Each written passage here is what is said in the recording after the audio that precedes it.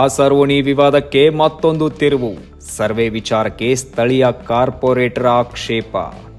ಹುಬ್ಬಳ್ಳಿಯ ಆಸಾರೋಣಿ ರಸ್ತೆ ನಿರ್ಮಾಣಕ್ಕೆ ಸಂಬಂಧಿಸಿದ ವಿವಾದ ದಿನದಿಂದ ದಿನಕ್ಕೆ ಹೊಸ ತಿರುವು ಪಡೆದುಕೊಳ್ಳುತ್ತಿದೆ.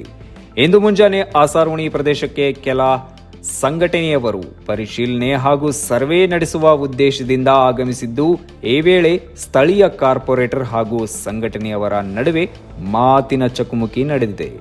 ಯಾವುದೇ ರೀತಿ ನೋಟಿಸ್ ಅಥವಾ ಮುಂಚಿತ ಮಾಹಿತಿ ನೀಡದೆ ಸ್ಥಳಕ್ಕೆ ಬಂದು ಸರ್ವೆ ನಡೆಸುತ್ತಿರುವುದಕ್ಕೆ ಸ್ಥಳೀಯ ಕಾರ್ಪೊರೇಟರ್ ಆಕ್ಷೇಪ ವ್ಯಕ್ತಪಡಿಸಿದ್ದಾರೆ.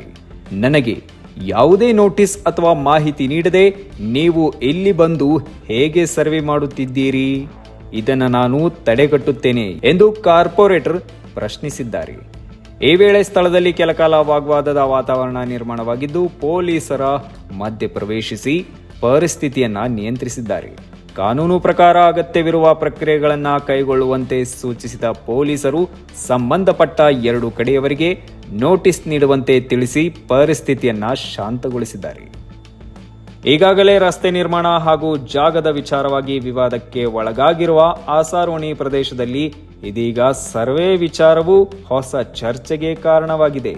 ಮುಂದಿನ ದಿನಗಳಲ್ಲಿ ಈ ವಿವಾದ ಯಾವ ರೀತಿಯ ತಿರುವು ಪಡೆದುಕೊಳ್ಳಲಿದೆ ಎಂಬುದನ್ನು ಕಾದು ನೋಡಬೇಕಾಗಿದೆ.